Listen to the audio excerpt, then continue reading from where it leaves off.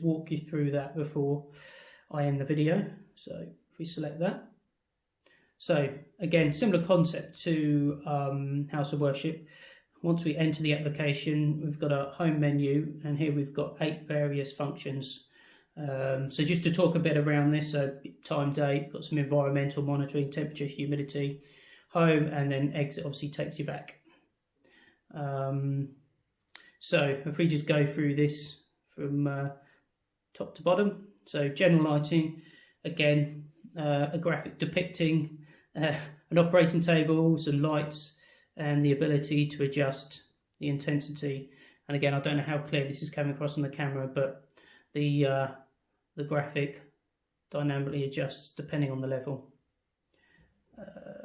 When that one's off, there we go. So, and then you have the ability to switch them off as well. So again, it's simple, but it's quick and easy. That's the point of it. So if I come back home, and then we've got operating light, similar concept, except this time rather than it just being sort of general lighting, these are focused on operating lighting. So we've got a suitable graphic. This is not interactive at the moment, but it depicts 3 operating lights, and you've got the ability here to adjust the levels. Again, you can press and hold to adjust the intensity, or you can switch them on and off. So again, nice, quick, easy interface. Ventilation. So again, so we've got a suitable graphic depicting airflow, and then over on the right hand side we've essentially got sort of air conditioning functionality. Say system on off. You've got your modes: heat, cool, fan, auto. I appreciate this is super tiny, so you'll be able to see it better on the still photos I send. Fan speed, and then the ability to adjust your desired temperature. So I mean, there are potentially other things we can add to that. So your clean air filters, that kind of thing. You know, that sort of functionality could be added to that moving forward. So gas statuses. So this was an interesting one. So when doing a bit of research on theatre control panels, this was something that was very popular. So this is more sort of for information consumption. So this is just monitoring the levels of the various critical gases within an operating theatre, so oxygen, nitrous, air, vacuum. And I've just built it so these statuses dynamically change incrementally every few seconds. They'll adjust just to give it that sort of lifelike feel. So that's what that screen does. Camera control. So again, very popular within operating theatres. Again, so this is emulating PTZ control. So if I switched it on, I'm not going to leave this switched on for too long, because I've actually ingested one of the poll cam videos into the system, which is rather graphic, and I don't know if that's people's thing, but essentially you've got pan tilt control, zoom, focus, and some granular image adjustments here as well, just to give it a nice look and feel. And again, medical related video content, so at that point I'll turn that off.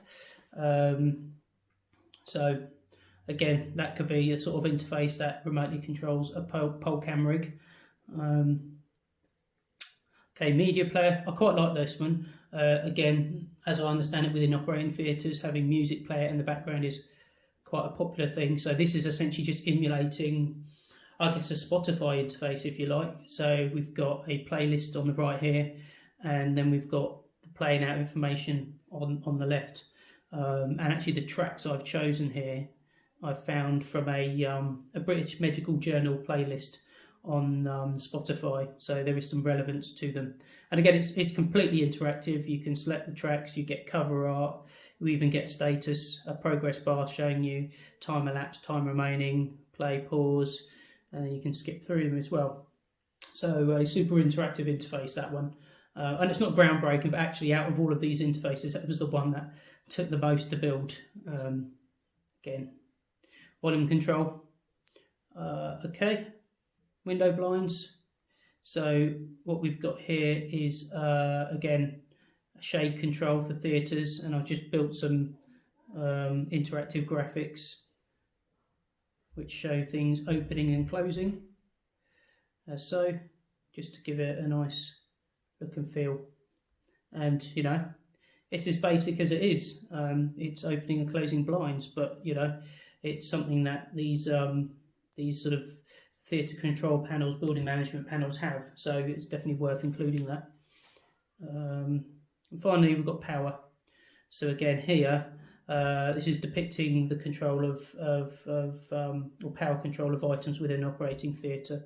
So using medical terminology, surgical booms, you know, video integration systems, anaesthesia machines, surgical lights, electrosurgical units, table. It's a case of being able to switch them on and off. And then you can also see the uptime. I've included how long a particular piece of kit has been on. So again, so there's some interaction on this page as well. Okay. One other thing I've actually built into this, which I found was quite popular on these theatre control panels, is a sort of a stopwatch. So I've just sort of hidden this away. So I guess this is for timing procedures, operations. So you can have a stopwatch running, and then you can hide it away, but it's accessible on any of the function pages. So, and then you can stop it, start it, reset it. So it's quite a nice little function there. And then we've got a couple of signage displays. So you can see the one in the background, which I haven't touched on yet. It's just emulating, if you like, a sort of a surgery reception screen. And then I've also got sort of patient schedule again, so sort of practice schedule. So the sort of thing you could find in many medical departments.